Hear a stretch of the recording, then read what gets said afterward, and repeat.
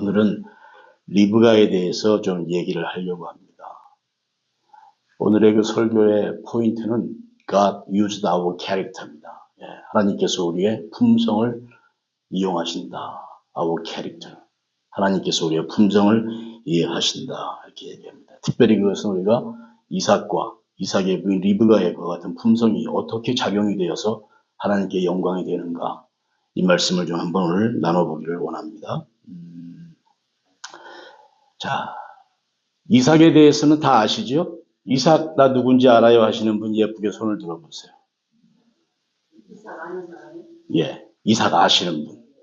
아브라함 아들. 아브라함 알죠? 그 모르시는 분들을 위해서 잠깐 얘기해요. 성경에서 참 우리가 그 아브라함이라는 분이 계세요. 믿음의 조상이에요. 그 아브라함의 아들이 이삭이에요. 이삭이 또 야곱을 낳아요. 에서를 낳아요. 그렇게 쭉 이제 계보가 형성이 되는데 이삭에 대한 이야기를 우리가 나누기 전에 아브라함의 그 가정, 이삭의 가정에 대한 이야기를 잠시 우리가 하고 넘어가야 돼요. 이 말씀도 제가 우리 로고스 성도님들은 그동안에 여러 번 들었지만 아브라함 하게 되면 하나님의 택하심 받은 사람이에요. 언약의 정말 그 상징이 되는 인물이에요. 그와 같은 그 아브라함이 하나님께서 어느 날 아브라함에게 나타나서 네 아들 이삭을 갖다가 번제물로 바쳐야 100세에 얻은 아이를 갖다가 번제물로 드리래요. 여러분 쉬운 얘기가 아니잖아요. 아브라함은 그의 아내 사라한테 아무런 동의를 구하지 않았습니다. 여보, 하나님이 꿈에서 나타났는데 제 아들 이삭을 바치려네. 이런 얘기를 하지 않고 거저 짐 싸가지고 3일 길을 떠납니다. 뭐하러? 그 아들 이삭 죽이려고. 그 아들 죽여서 하나님께 바치려고 길을 떠나요. 아들 이삭은 뭣도 모르고 따라 나가요. 엄마 사라는 저 사람들이 어디를 가나 그냥 그러고 궁금해 했겠죠. 하루 이틀 3일 길을 간 다음에 그때 아버지 아브라함이 하는 말이 야, 저 산에 좀 같이 올라가자. 이래가지고 이삭의 손을 잡고 모리아에 있는 한 산에 올라가요. 거기에 가서 느닷없이 칼을 뽑아가지고 그 아들을 죽이려고 그러는 거예요. 이삭이 얼마나 놀랐을까요? 어린아이가. 깜짝 놀랐을 거예요. 그 전에 아버지 하는 말 들었어요. 아버지, 우리가 제사를 드릴 때 이렇게 불을 지필 장작은 다 가지고 왔는데 재물은 어디에 있어요? 그때까지 그 아버지는 하나님께서 너를 제물로 바치고 이 말을 못해요. 얼마나 그 아비의 심정은 또 안타까웠겠어요. 그러면서 아버지가 아들에게 하는 말이 아들아, 제물은 하나님께서 준비하실 거야. 그러면서 아들 갖다가 멱살 잡아 누르고 칼로 그냥 그를 쑤시려고 그러는 거예요. 얼마나 이삭에 놀랬겠으며 아브라함의 그 심정은 어떠했을까. 그때 하나님께서 순양을 준비해가지고 그 일을 지나가게 하세요. 여호와 이레라는 말씀이 나오죠. 그리고선 이게 다시 집으로 돌아옵니다. 집으로 돌아올 때 그 이삭의 심정은 어떠했을까? 아버지 아브라함의 심정은 또 어떠했을까? 내가 너를 죽이려고 했다. 내가 너를 하나님께 바치려고 너를 죽이려고 했었어. 아들 이삭은 어린 마음에 우리 아버지가 언제 또 나 죽이려고 할까? 불안함이 있는 거예요. 집에 돌아왔어요. 어디 갔다 오냐? 엄마가 물어보니까 사실은요, 이렇게 해서 어디 가더니 아버지가 나를 죽이려고 그랬어요. 제물로 바치려고 칼을 내고 갖다 들이대는데 하나님께서 이렇게 양을 준비해서 제사를 드리고 왔어요. 그 말을 듣는 사라의 심정은 어떠했을까? 그래? 야, 역시 우리 하나님께서 준비하셨구나. 감사하다 그랬을까요? 아니면 기겁을 했을까요? 기겁을 하는 거예요. 너 지금 무슨 소리 하고 있니? 이게 무슨 소리야? 아브라함, 여보 당신이라. 당신 이게 지금 무슨 소리야? 그때 그 가족의 분위기가 어떠했을까? 평생 살아는 그 마음 때문에 그때 집을 떠나버립니다. 아브라함과 다 헤어집니다. 가족이 다 뿔뿔이 흩어져 버립니다.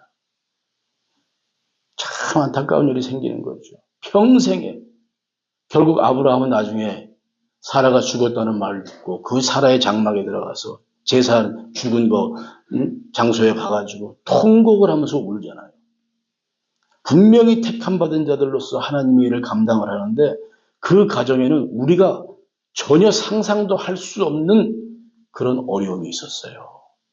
끝까지 부부간에 아이고 당신 사랑해, 내가 당신 더 사랑해, 네가 더 사랑해 이런 게 아니야. 그 와중에서 자라는 이삭을 보세요. 아버지에게 죽을 뻔한 놀라운 그 경험이 있어요. 평생 트라우마가 가는 거야. 언제 또 아버지가 나랑 같이 3일길 가자고 하지 않을까. 안 두렵겠어요, 여러분.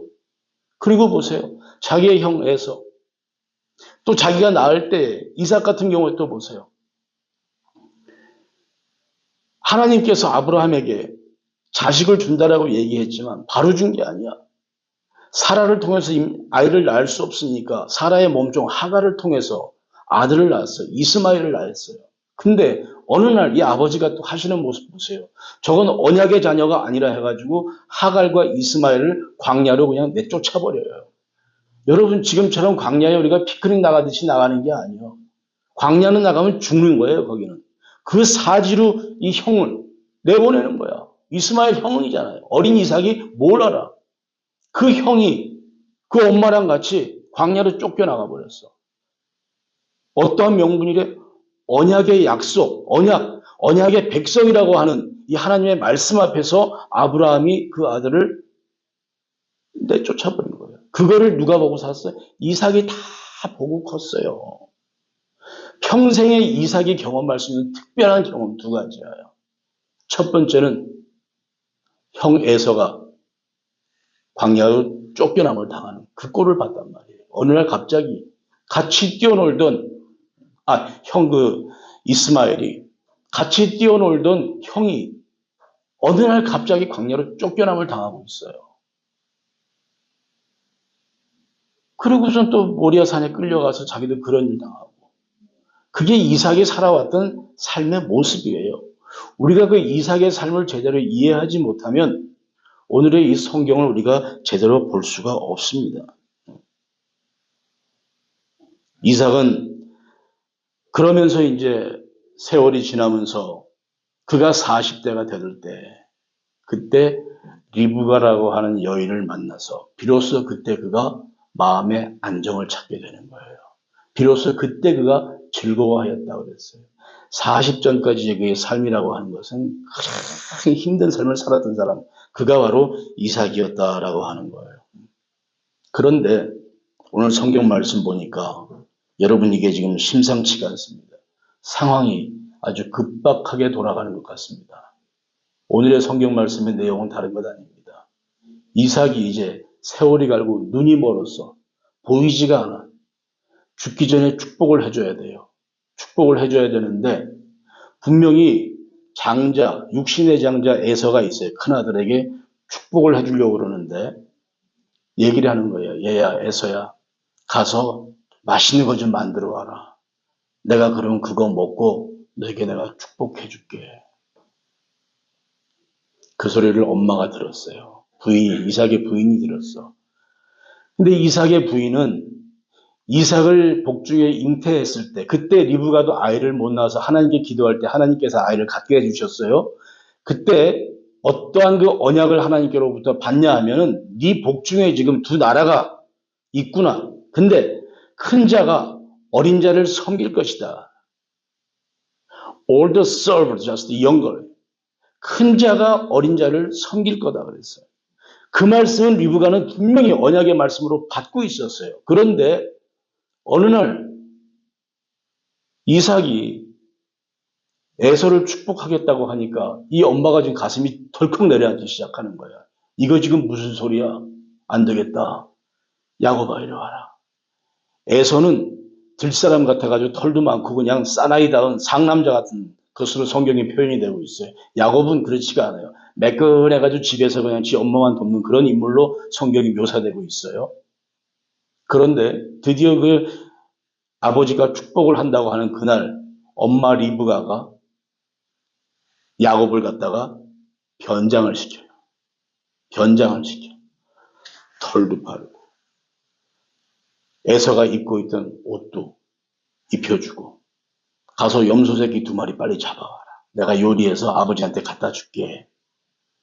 여러분 여기서 이제 이 설교를 하다 보면 끝도 없이 나가요. 한 서너 시간, 5시간 가량 설교를 해야 돼 이런 얘기들. 자 하나 여쭤볼게요. 이 부분에서 기회가 되면 또 다음에 설교를 할게요.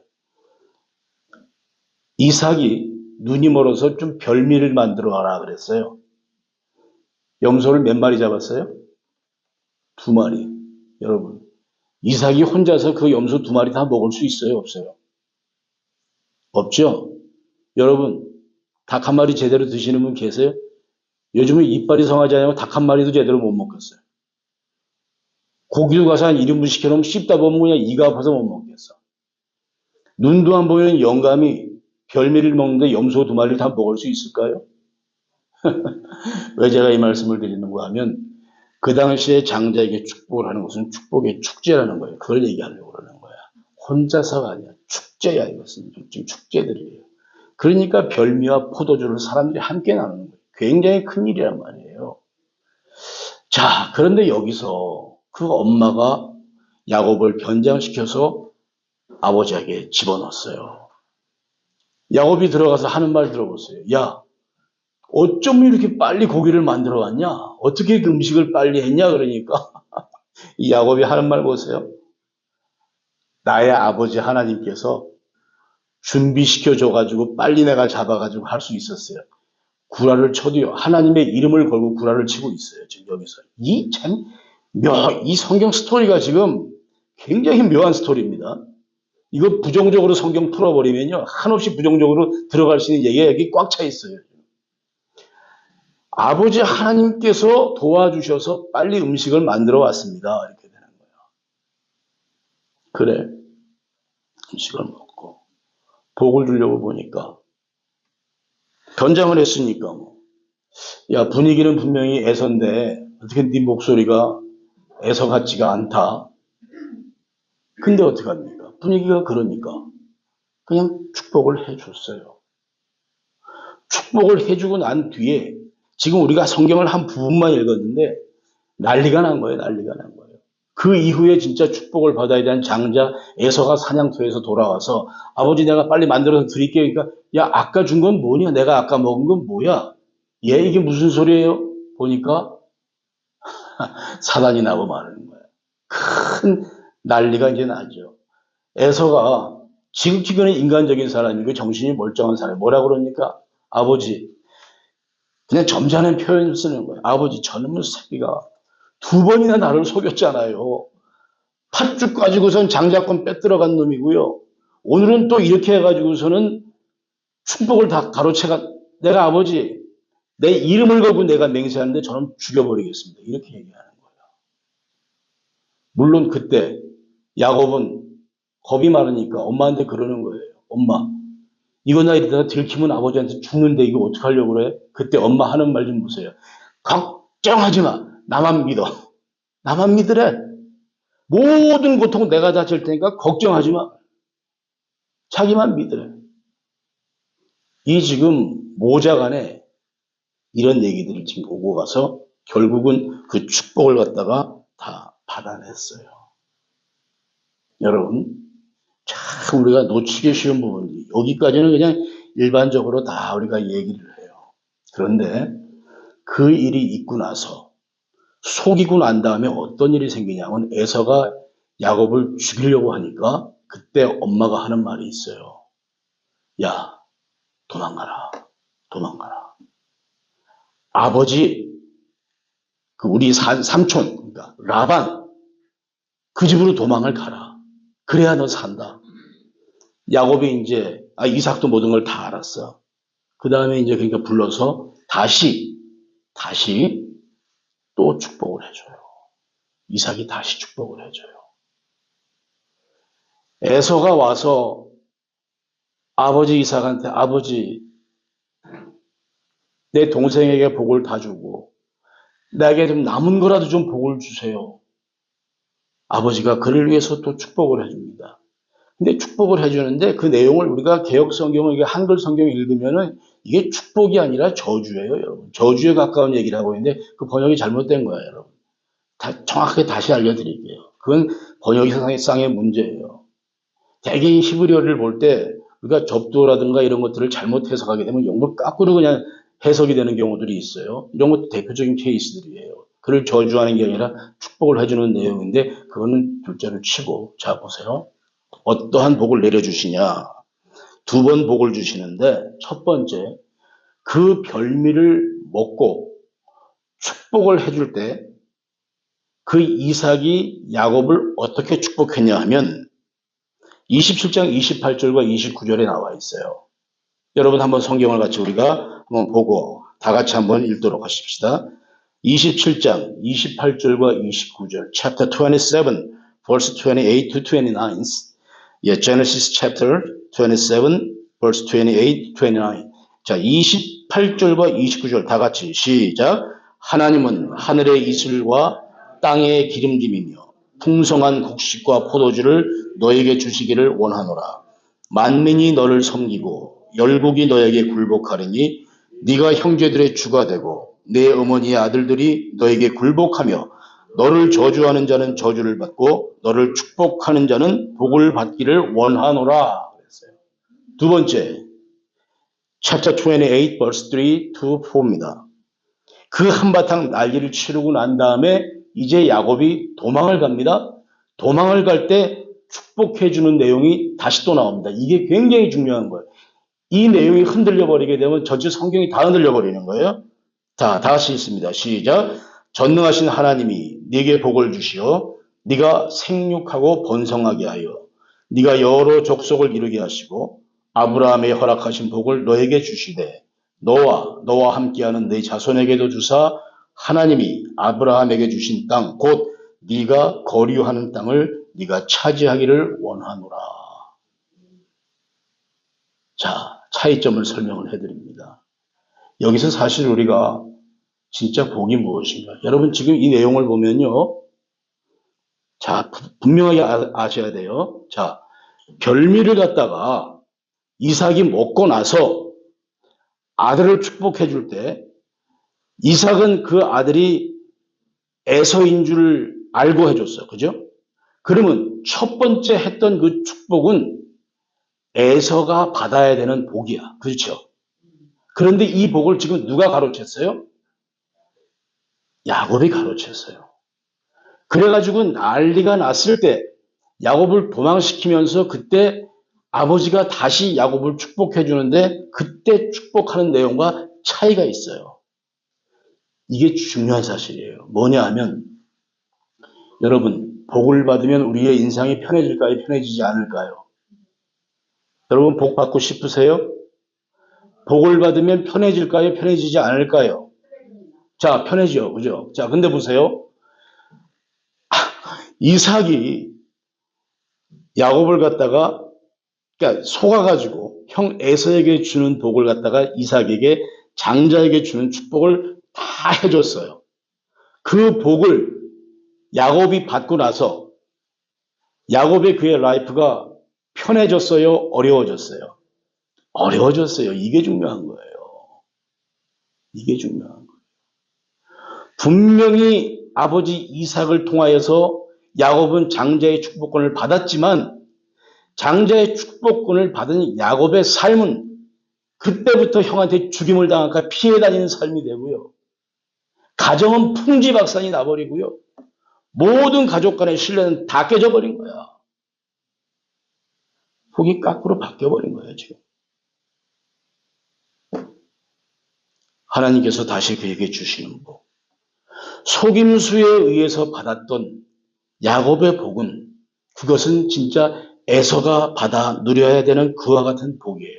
그 복을 오늘날 우리가 어떻게 얘기하냐면 보편적인 현실의 복이라고 난 얘기를 합니다. 우리가 이 땅 가운데 누릴 수 있는 그와 같은 복이에요. 그 복의 내용이 뭘까요? 바로 이거예요. 땅에 하늘에 기름진 풍성한 곡식과 포도주 너에게 먹고 사는 거 아무 지장 없이 해주겠다라고 하는 게 이게 현실의 복을 얘기하는 거야. 이게 에서한테 줄 복이 있어요. 반면에 야곱에게 줄 복은 무엇이에요? 아버지 아브라함에게 허락했던 생육하고 번성하는 그 복을 네가 갖게 될 것이다. 여러분, 우리가 추구해야 되는 복이 어떠한 복인가가 여기에 나오는 거란 말이에요. 일반적으로 보편적으로 말하고는 우리가 이 땅을 살아나가면서 누리는 그 복과 정말로 이제는 그 아버지가 떠나가는 아들 야곱에게 하늘의 복으로 그를 축복하는 모습이 확연하게 지금 구분이 되고 있다라는 거예요. 그 야곱이 받았던 그 축복, 형 에서의 복을 가로채서 받았던 그 축복은 온데간데 없어져요. 오히려 그 축복을 받고 났기 때문에 그의 가정에는, 그의 삶에는 계속적으로 비극만 발생한다고 있다. 관계가 틀어질 대로 다 틀어져 버려가지고 어떻게 감당을 못 하겠는 거야, 지금 이거는. 그 지경까지 가고 말았어요. 우리가 추구해야 되는 복이 어떠한 복이냐라는 거예요. 오늘날 이 땅을 살아나가면서 우리가 추구해야 되는 복은 우리가 말로 하늘의 복이라고 그래요. 근데 이런 것들이 우리의 삶이에요, 삶 지금. 오늘 우리가 그래서 하나님 앞에 나와서 하나님을 예배하는 이 일이 너무도 귀한 일이라는 거예요. 일반 세상 사람들이 감히 이게 누릴 수 있는 복이 아니란 말이에요. 이 복이. 저는 이 말씀을 준비를 하면서 그냥 눈물이 쏙 흘렀어요. 눈물이 흘러요. 사실은 오늘 설교를 제가 이 설교를 준비를 하지 않고 부르심을 받은 사람들의 새로운 그 마음들, 변화된 모습들에 대해서 설교를 준비했었습니다. 금요일 날이구나. 금요일 날 제가 우리 또 아끼는 후배를 만났습니다. 얼마나 힘들어하는지, 사역 앞에 선 그들의 모습, 현실의 벽에 딱 부딪힌 그 사역, 이런 것들을 생각하면서 많이 힘들어하더라고요. 하루를 온종일 대화하면서 들어주면서 같이 시간을 보냈어요. 그러면서 마음 가운데 안 되겠다. 제가 그랬어요. 내가 자네를 위해서 말씀을 다시 준비해야 되겠다. 자네와 같은 그런 심정에 처한 사람들이 굉장히 많이 있겠구나. 다시 내가 말씀을 준비하겠다. 금요일 날 밤서부터 다시 펜을 붙잡고 앉아서 말씀을 준비한 게 오늘 이 말씀이에요. 이 말씀의 요지는 다른 게 아니야.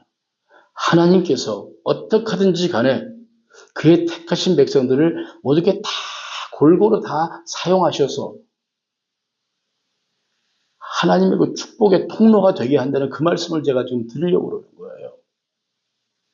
오늘 우리가 여기 다 모였지 않습니까? 우리 각자는 전부 다 그 품성 자체가 틀려요. 다 틀린 사람들이에요. 어떻게 하나님께서 이삭도 마찬가지야. 이삭이 가지고 있는 그 품성과 그의 아내 리브가가 가지고 있는 그 품성, 캐릭터 자체가 다 틀린 사람들이에요. 두 가정 속에서, 간 가정 속에서 일어나는 두 사람의 갈등을 한번 보시라고. 아버지, 먼저 한번 이삭에 대해서 한번 생각을 해보자고. 무엇 때문에 이삭은 그렇게 에서에게 그렇게 축복을 주려고 그랬을까? 왜 그랬을까? 그걸 좀 한번 생각을 해보자고요. 저는 그 이유를 갖다가 한 세 가지로 생각을 해보는데, 여러분 그 측은지심이란 말 알잖아요. 측은지심. 불쌍한 거야, 제가. 에서가 보니까 불쌍한 거야. 저거 상남자처럼 힘은 세가지고 그냥 들판으로 다니면서 짐승 사냥하고 막 뛰어돌아다니긴 하는데, 그러나 그를 향한 하나님의 언약, 약속이 어떻게 돼 있어요? 큰 자가 작은 자를 섬길 거라고 그랬거든. 태중에서부터. 태중에 두 나라가 뛰는데 큰 자가 어린 자를 섬길 거라는 그 하나님의 약속을 갖다가 이 이삭은 기억하고 있는 거예요. 근데 얘들은 그걸 몰라. 온 사방 막 뛰어다니면서 놀고 하는데 그를 바라보는 아버지의 마음은 다 저 장자한테 축복을 해줘야 되는데 이거 어떻게 아버지 하나님께서 작은 아이한테 축복을 하라고 해가지고 내가 이렇게 힘이 들까? 애를 보니까 불쌍하기 짝이 없는 거야. 여러분 보니까 자녀를 키워봐도 그렇지 않아요. 불쌍하기 짝이 없어. 측은지심을 통해서. 그것 때문에 이삭이 에서에게 자꾸 집중하는 거예요. 에서에게 집중하는 거예요. 우리가 성경을 볼 때 이런 모든 개연성들을 다 가지고 우리가 성경을 봐야 돼요. 문자 뒤에 성경 말씀 뒤에 숨겨져 있는 또 성경이 표현하고 있는 그 내용들의 어떤 은유적인 기법이나 이런 모든 부분 그 뒤에 숨겨진 뜻을 제대로 알지 못하면 우리가 성경을 제대로 볼 수가 없어요. 그걸 우리가 보는 훈련이 이뤄야 돼요. 아무리 예선이가 뛰어나고 뭐한다 하더라도 이미 장자권은 야곱에게 돌아간다는 것을 이 아버지 이삭은 알고 있었던 거야. 그러니까 그 에서를 바라보는 아비의 심정이 어땠을까요?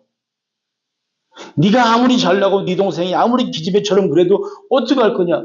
기집애처럼 못난 네 동생이 그 마음 가운데 이미 하나님의 언약을 딱하니 잡고 있는데 그럼에도 불구하고 그렇게 살아나가는 에서를 보니까 안타깝기 짝이 없는 거예요. 축복을 해줄 수밖에 없는 거예요. 또 하나 생각해 볼 수 있는 게 있어요.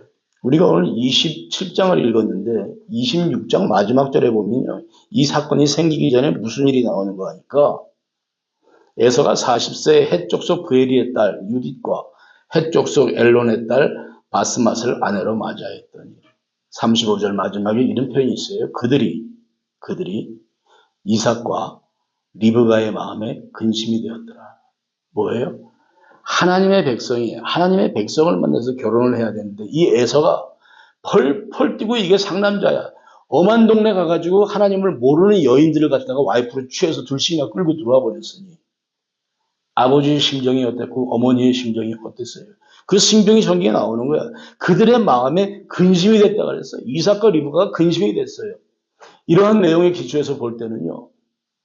왜 그렇게 이삭이 에서에게 복을 줬을까? 여러분 우리 속담에 그 말 있잖아요. 미운 놈한테 뭐 하나 더 준다고요? 떡 하나 더 준다는 심정인 거야 이게. 아유 저거 왜 저렇게 속을 새겨? 저거 이렇게 복이라도 안 주면 저거 어떻게 될까? 그 마음 가지고 이삭이 복을 주게 되는 거란 말이야. 우리가 살다 보면 그런 일을 경험할 때가 굉장히 많이 있어요.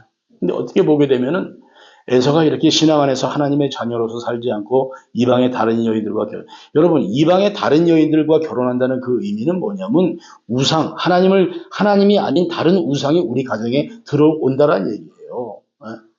그것 때문에 이게 걱정이 되고 근심이 되는 거예요. 그러니 어떻게 보면은 그와 같은 그 에서의 행동 그런 것들이 이미 장자권을 받을 수 없는 그와 같은 태생적인 한계가 됐을 수도 있다라고 우리가 생각을 할 수가 있는 거죠. 여러 가지 개연성들을 지금 우리가 다 같이 보고 있는 거예요. 근심이 되었다고 그랬어요. 그 큰아들의 하는 행동이 근심이 되었다 이렇게 얘기했어요. 얼마나 답답했겠어요. 표면적으로는 그가 장자잖아. 근데 그 하나님의 언약이 그들에게 임해서 작은 아들에게 그 축복이 넘어가는 걸 알고 있는 아비의 입장에서 저놈이 저게 왜 저러나 안타까운 거야. 아이고 아버지 한숨 쉬면서 그랬을 거라고. 그래가지고서는 그를 축복을 했다. 마지막에 또 한번 생각해 볼 수 있는 것은 이와 같은 모습 속에서 어쩌면 이삭은 하나님을 시험했을 수도 있겠구나 생각이 들어요. 여러분 우리가 아침 예배 때 사사기 강의하잖아요. 사사기 강의할 때 기드온 보세요. 하나님을 온전하게 신뢰하지 못해요. 하나님 나와 함께 하세요? 진짜?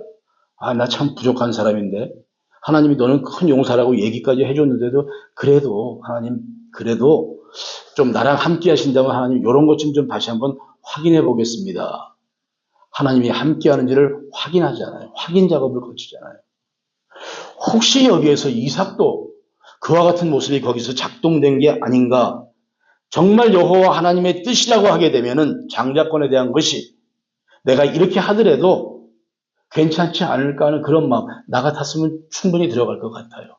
저 하는 짓을 보니까 가만 내버려 두면 안 되겠거든. 그런데 보세요. 여기에서 우리가 볼 때 느낄 수 있는 게, 자, 여러분 여쭙겠습니다. 조금 지금 졸리는 것 같아. 근데 정신 바짝 차리고 들어야 돼요. 여러분들에게 지금 퀴즈입니다. 이삭과 리브가 두 부부를 갖다가 견주었을 때 이삭이 신앙심이 깊은 사람일까요? 리브가가 신앙심이 깊은 사람일까요? 누구 같아요? 이삭.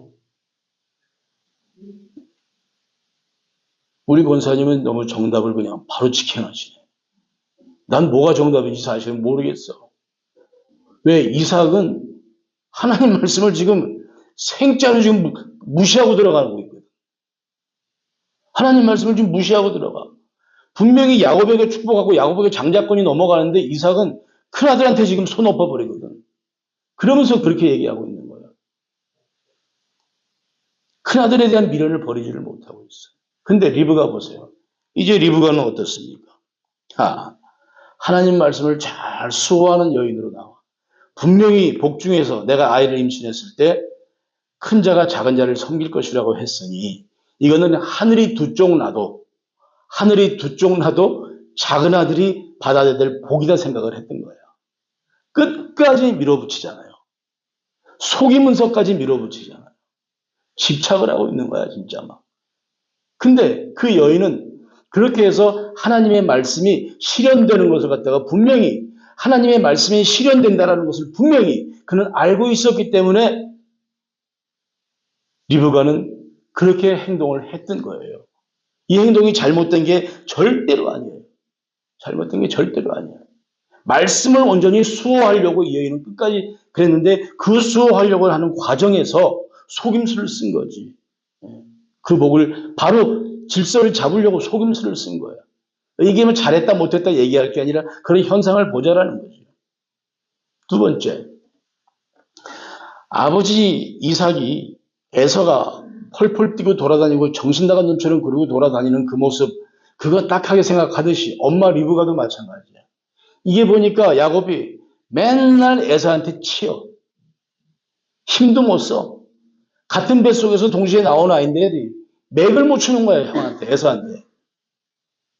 펄펄 뛰어 돌아다니는데 이건 집에서 그냥 처박혀서 아무것도 못해. 창세기 25장 27절이 그렇게 표현했어요. 그 아이들이 장성함에 에서는 익숙한 사냥꾼이었으므로 들사람이 되고 야곱은 조용한 사람이었으므로 장막에 거주하였다.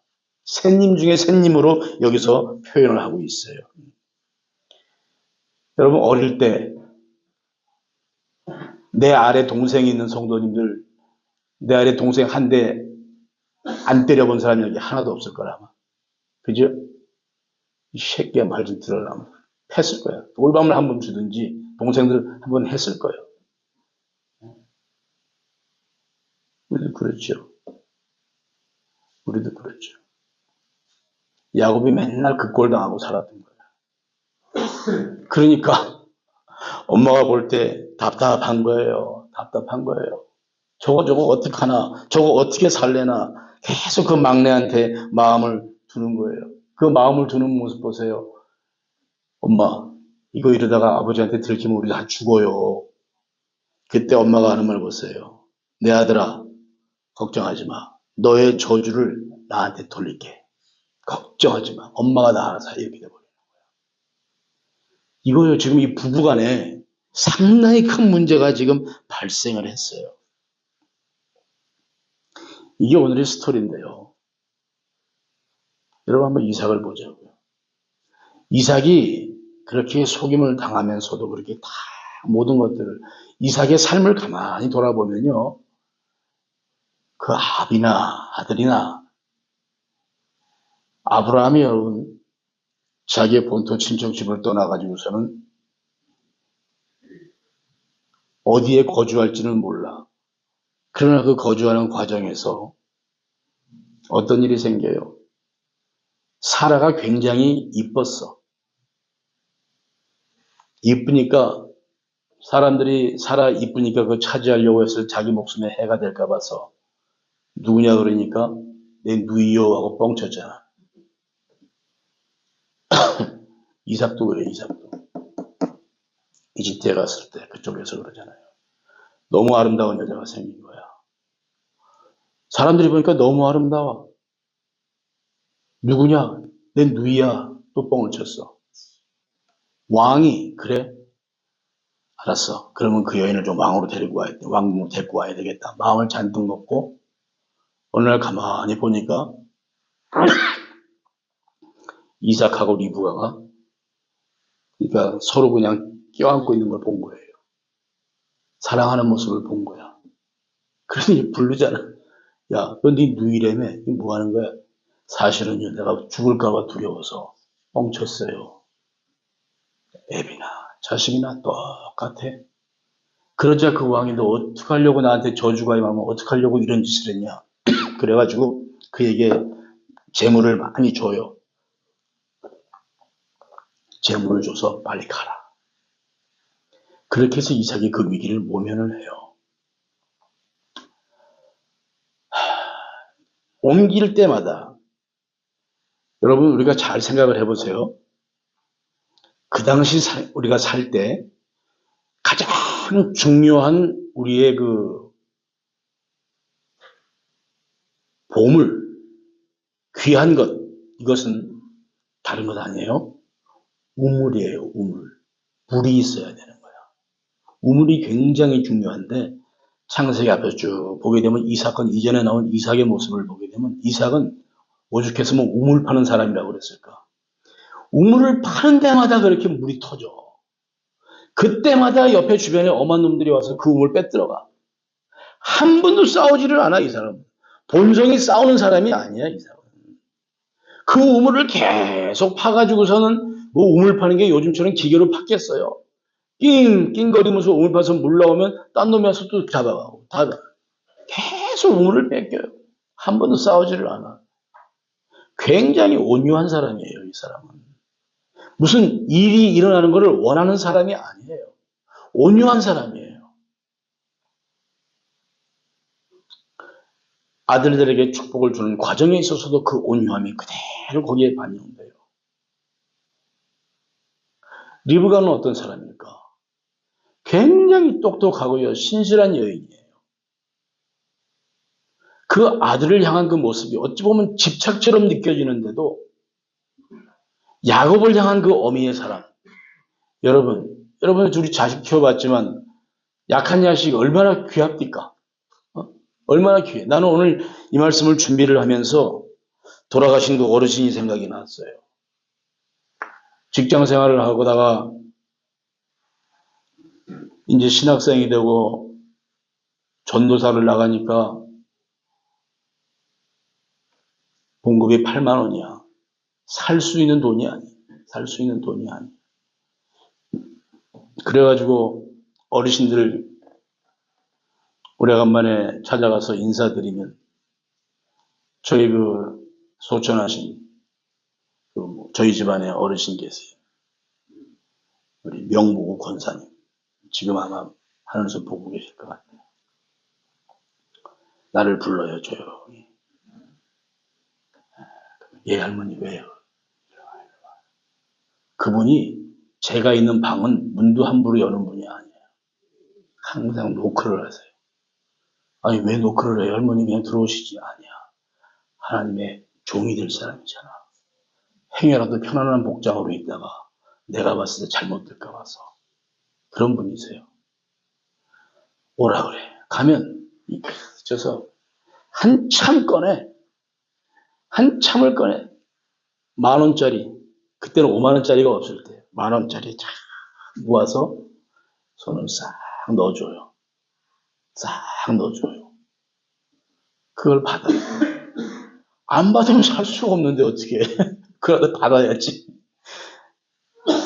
드시는 게 맛있는 게 있어. 놔뒀다가 또 불러서 포도 같은 거 주시면 아니 이거 할머니 드셔야지. 이거 왜 주세요? 난 다 먹었어. 일 없어. 목사 먹으래. 줘요. 그 사랑이에요. 그 리브가가요. 야곱을 향한 그 사랑이 그런 거예요, 여러분. 여러분 다 알잖아. 약한 자를 우리가 그 아름다운 그 성품들이 다 모아지는 거예요. 저는 오늘 말씀을 이제 마무리하려고 하면서 이런 말씀을 드립니다. 우리 성도 여러분들, 우리는 각자의 그 성품들이 다 있습니다. 성품들이 다 있습니다. 행여라도 내가 이렇게 신앙생활을 하고 교회 생활을 하는데 나의 이 성품이 이것이 방해가 되지 않을까? 뭘 내가 고쳐봐야 되겠다. 그런 생각하지 마세요. 여러분들에게 주신 그 성품, 여러분들의 성품, 우리 하나님께서 여러분에게 특별하게 주신 거예요. 그 성품을 가지고요, 방향만 바로 잡으세요. 방향만 바로 잡아서 나가면은 그 성품이 다 하나님께 쓰임 받을 수가 있는 거예요, 여러분. 다 쓰임 받아. 축복의 통로가 될 수가 있고요. 하나님의 그 언약을 이루는데 여러분들 다 쓰임 받을 수 있어요. 교회 일이라는 게 그렇습니다, 여러분. 무슨 일을 하든지 간에, 뭘 하든지 간에. 제가 아까도 찬양대원들 오늘 찬양하는 모습 보니까 여러분 좋아요, 안 좋아요? 제가 여쭤봤잖아요. 잘해서 나오는 게 아니야, 여러분. 잘해서 나오는 게 아니야. 그야말로 믿음으로 하나님께 영광을 위해서 하는 거예요. 누구든지 할 수 있어요. 누구든지 할 수 있어요. 그러한 모습으로 우리가 교회에 좀 일을 갖다가 임했으면 좋겠다. 그런 생각이 듭니다. 내가 지금 어떤 처지에 처해 있나. 어려움의 처지. 지금 이삭과 리브가 이 가정에 처한 그 형편과 상황보다도 절대로 우리는 어려운 처지가 아니에요. 서로 그 어려운 처지 속에서 싸우고 다투고 난리들이 나. 여러분 뭐 사모하고 저하고도 그러잖아요. 교회를 해나가는데 마냥 그냥 행복꽃이 막 이렇게 방긋방긋 펴집니까? 아니야. 속 터질 때도 많고요. 뭐 복도에서도 싸우는 소리 듣기도 하잖아, 가끔. 그러면서 교회를, 하나님의 나라를 갖다가 차근차근 이루어 나가는 거란 말이에요. 응? 성절 기다려. 그래, 풀려. 어디 가서 저 사람, 이게 저한테 항상 하는 말이 그래요. 애들 모아놓고, 야, 네 아버지 늙으면 우리가 그때부터 괄시하자. 그렇게 얘기를 해요. 예? 근데 뭐 내가 늙나? 늙지 않지요. 어떠한 성품이든지 간에 하나님 앞에서는 다 귀중한 거예요, 여러분. 그렇게 쓰임 받을 수 있어야 돼요. 이게 비유가, 이게 좀 어떠한 비유가, 이게 마땅한 비유가 있는지 모르겠는데, 여행을 다니다 보면 정말로 사막 오지에 그 황폐한 한 구퉁이에 나무들이 자라는 게 있어요. 크지도 않아. 조그만 나무들이야. 근데 그 나무들이 그냥 비틀려 있어요. 그냥 완전하게 비틀려 가지고 처참할 정도로 비틀려 있는데 새싹이 거기에 다 달려 있어. 크롬이라고 해요. 크롬 홀치 현상이라고 그러는 거예요. 하도 그런 걸 많이 봐요. 겉으로 볼 때 촤라해요. 근데도 그 과정에도요, 밑에서는 계속 수분이 공급돼주고요, 땅에 기름진 걸 다 빨아먹고 있는 거예요. 그것 빼서 딴 데 갖다 놓으면 제대로 못 살아, 그거는. 그건 그 자리가 사는 거야. 여러분, 여기에서 기회가 되면 좀 더 이 얘기를 다듬어야 되겠지만, 성도의 삶이라는 게 그래요. 저와 여러분들의 삶이 어떨 때 보면 굉장히 힘이 들어요. 굉장히 힘들어요. 뭘 하나 하려고 그러면 왜 이렇게 부딪히는 게 많고 왜 이렇게 장애가 많은지 몰라요. 그렇게 어렵다 하더라도 지금 우리가 당하는 그와 같은 여러 어려움들이 우리가 하나님께 기도하면 하나님께서 그 어려움 속에서 우리를 갖다가 모든 걸 도와주신다 생각하지 마시고, 내가 지금 처해 있는 이 어려운 환경, 이런 것들이 하나님께서 나를 아예 그냥 뚝 띄어가지고 하나님의 품 안에다 확 심어놨다라고 하는 믿음의 고백이 우리 가운데 있어야 되는 거예요.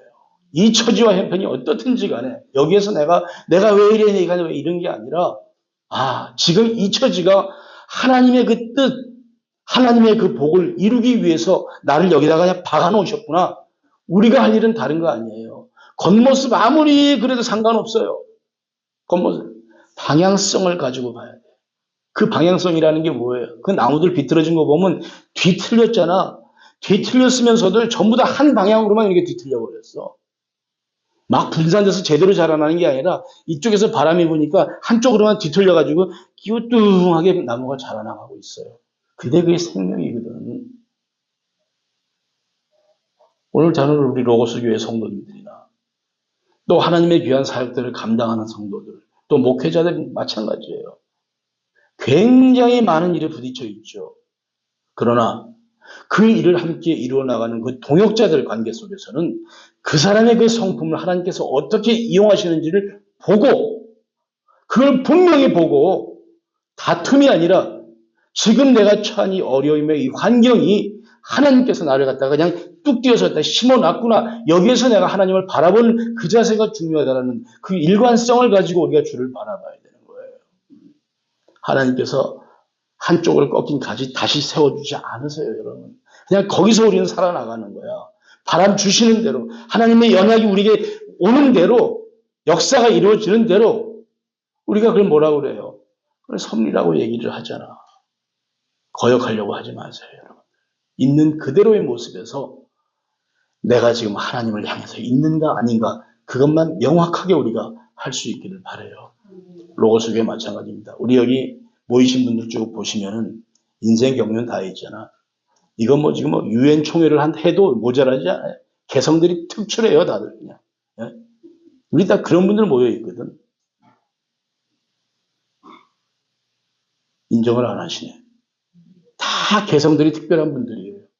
내가 이러니까 뭐하고 상대방이 저 사람이 저러니까 얘기하지 마요. 얘기하실 거 없어. 하나도 얘기할 거 없어. 하나님께서 있는 그대로 사용하세요. 그 믿음을 가지고 여러분들 주께 헌신할 수 있고 그 사역에 매진할 수 있기를 간절히 바랍니다. 협력해서 선을 이루시는 여호와 하나님이신 것을 분명하게 믿기를 간절히 바랍니다. 기도합니다. 여호와 아버지 하나님,